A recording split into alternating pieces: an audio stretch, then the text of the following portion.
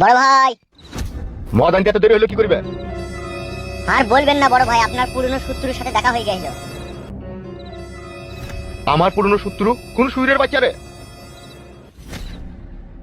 ওই কেলু সুইরের বাচ্চা। মাথাই নষ্ট রে।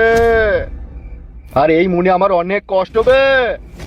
কষ্ট তো আমি কি করবো বড়া, যা সত্যি তাই বললাম। ও বাড়ি এসে তাই আমি দেখলাম, তোমাকে বললাম।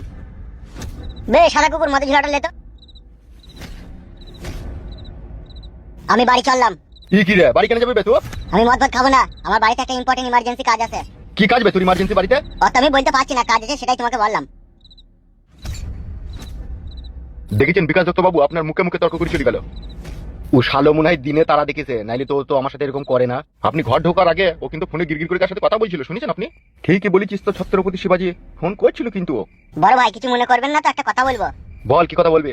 দুদিন আগে একটা মেয়ে এইছিল এখানে, তার সাথে হেসে হেসে আর কি মেরে মেরে কিন্তু হামসাফার কথা বলেছে। কে মেয়েটা?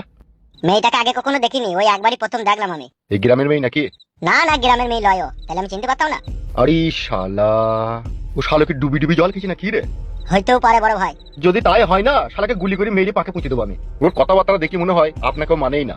না মেনে কি রেহাই আছে? আমার নাম হচ্ছে এমএলএ বিকাশ দত্ত। শোনো ছত্রপতি শিবাজি। হ্যাঁ বলো। সাদা কুকুরা তুমি মালকে এখানে শুয়ে পড়ো, ঠিক আছে? আমি বাড়ি চলাম, আমার তো আবার ছেলে হয়েছে, আমাকে একটু তাড়াতাড়ি বাড়ি যেতে হবে। ঠিক আছে ঠিক আছে, যান যান। সাদা কুকুর সাবধানে থাকি রে। ঠিক আছে বড় ভাই।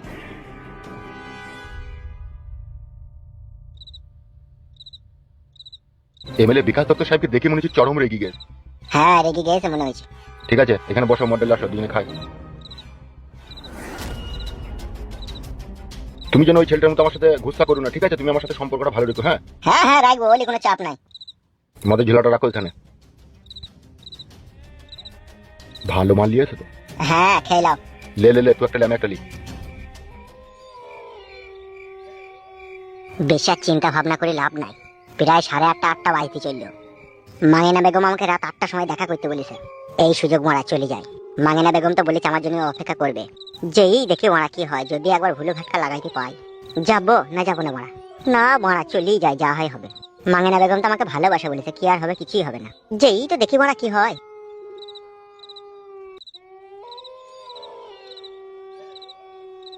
দেখো কালো কুকুর, তুমি এমন একটা মেয়েকে নিয়ে সংসার করছো না, এরকম মেয়ে খুব কম ছেলের কপালেই জুটে। না হলে দেখো, স্বামী আজ বিপদে পড়েছে বলে বউ জীবন দিয়ে বাঁচানোর চেষ্টা করছে।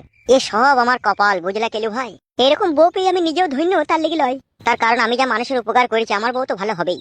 আমার বউ ভালো, তার লেগে লয়। ওই যখনই একটু আদর করে কাছে রাত্রে ডাকি, তখনই একটুখানি ঘ্যাম লাই। তাই নাকি? কিছু বলতে পারো না? কি আর বলবো, বউ বলে কথা, সে তো সবসময় আমার মাথার উপরে উঠে বসে থাকে। আর মাথার উপর থেকে নামতে বললে কেমন একটা রাগ রাগ ভাব হয়ে যায় তার। সাংঘাতিক মেয়ে ছেলে তো।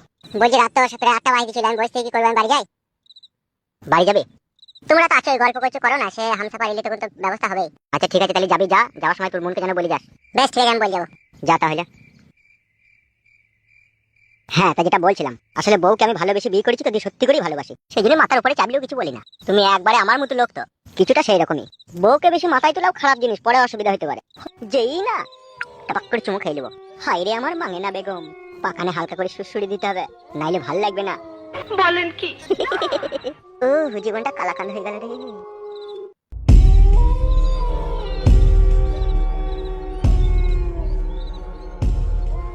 কি অন্ধকার রে বানাইলু? এখানেই তো বড় আমাকে আসতে বলেছে। মাঙ্গেনা বেগম হইতে পারে, হইলো বউ তো বটে। লাগছে রে বানাইলু। মাঙ্গেনা বেগম কার ডাক? হামসাফা সুইরের বাচ্চারই তো নাকি? হ্যাঁ গো, তাই তো মনে হচ্ছে। তাহলে কি করবো? আমরা ওইদিকে একটু লুকাই এসো। ঠিক আছে চলো।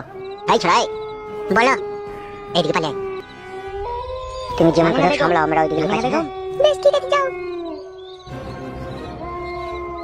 মাঙ্গেনা বেগম, মাঙ্গেনা বেগম, মাঙ্গেনা বেগম, মাঙ্গেনা বেগম। এই দেখো এখানে আমি। কই তুমি দেখতে পেছি না? এই তো তোমার সামনে, এই দেখো শুয়ে আছো। আমি সেই 7টা থেকে তোমার লাগি অপেক্ষা করছি, এতক্ষণে আসার টাইম হলো তোমার?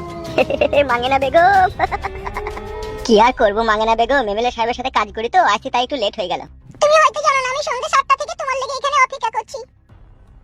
তাই নাকি মাঙ্গেনা বেগম?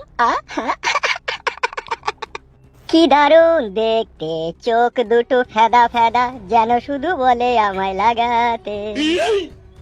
গুদমানি ভাইকে কেলাবো না কি রে? চুপ চুপ চুপ। কি বললে তুমি কথাটা? যা সত্যি তাই বলেছি। এই তোমার ভালোবাসা আমার প্রতি?